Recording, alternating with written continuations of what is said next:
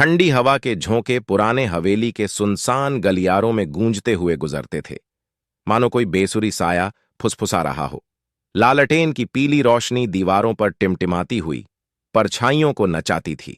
युवांशी, हवेली की नई मालकिन, अपने कदमों की आवाज से सहमती हुई हाथ में नीला लॉकेट थामे हुए आगे बढ़ती थी।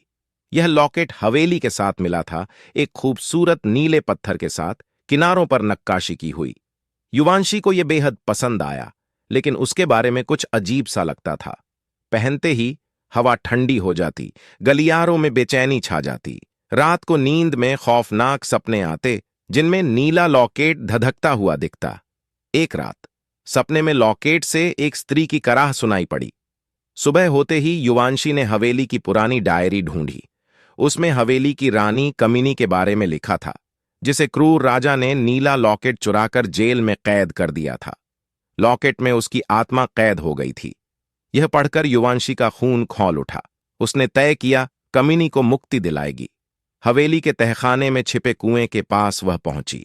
पुराने ग्रंथों से पढ़े मंत्रों का उच्चारण करते हुए उसने लॉकेट को कुएं में फेंक दिया। पल भर में हवा में भयानक गरज उठी, दीवारें हिलने लगीं। युवांशी घबराई, पर पीछे हटने का साहस नहीं जुटा पाई। अचानक सब शांत हो गया। कुएं से हल्की रोशनी निकली, जो धीरे धीरे कमिनी के रूप में प्रकट हुई।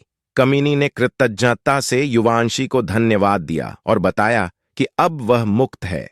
युवांशी ने राहत की सांस ली। हवेली का माहौल बदल गया, ठंडी हवा गायब हो गई, शांति छा गई। नीला लॉकेट भले ही चला गया, लेकिन उसकी जगह हवेली में अब कमिनी की कृतज्ञता की रोशनी जगमगा रही थी। इस कहानी से पता चलता है कि अतीत के रहस्यों को दफनाना ठीक नहीं, उन्हें सुलझाना ही शांति का रास्ता है। युवांशी के साहस ने न सिर्फ एक आत्मा को मुक्ति दिलाई, बल्कि हवेली को भी अंधकार से प्रकाश की ओर लाया। मुझे आशा है कि आपको यह कहानी पसंद आई होगी। कृपया ध्यान दें कि यह कहानी काल्पनिक है और इस